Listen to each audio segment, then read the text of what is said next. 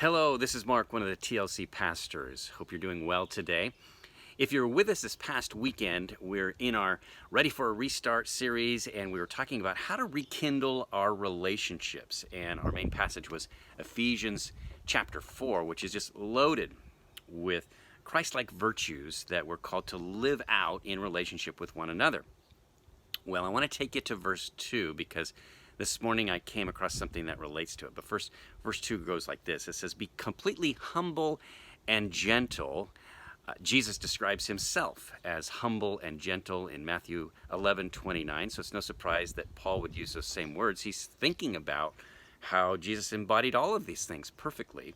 And then he says, "Be patient, bearing with one another in love." And when he talks about bearing with one another in love, it's not like this is, a possibility you might have to do this. It's an inevitability. We will be called to bear with one another in love over and over again in the course of our relationships.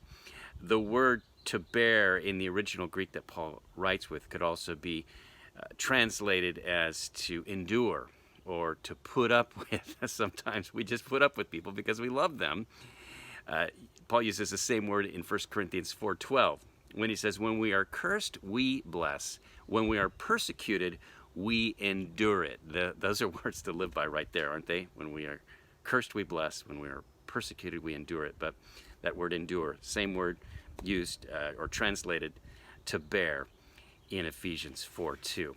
Well, earlier today, I came across an article that referenced a letter by John Newton called On Controversy. And John Newton, as you know, the infamous slave trader who became a pastor and then a writer of countless hymns, his most famous being Amazing Grace, of course. And it should come as no surprise that someone who wrote such beautiful words about grace would also embody them in such a wonderful way. And you see that in this letter that he writes. Again, it's called On Controversy by John Newton.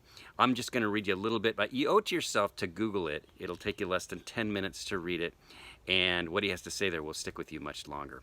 But here's what he says to a fellow pastor who's about to write a letter to another pastor with whom he has sharp disagreements with. And aware of this, John Newton writes his friend, this pastor, before he sends off this letter, and he coaches him on the kind of tone that he should have. And he says this to him: "The Lord loves him and bears with him." He's talking about the guy that's going to be on the receiving end of the letter.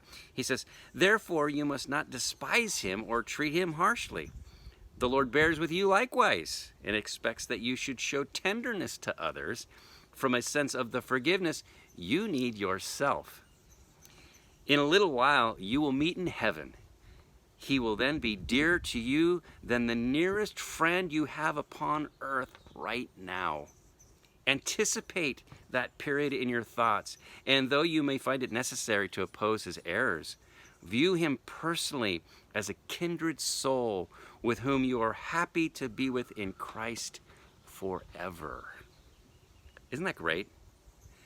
What a wonderful vision for how we are to relate with people, not just those with whom we agree with, but especially with those that we don't.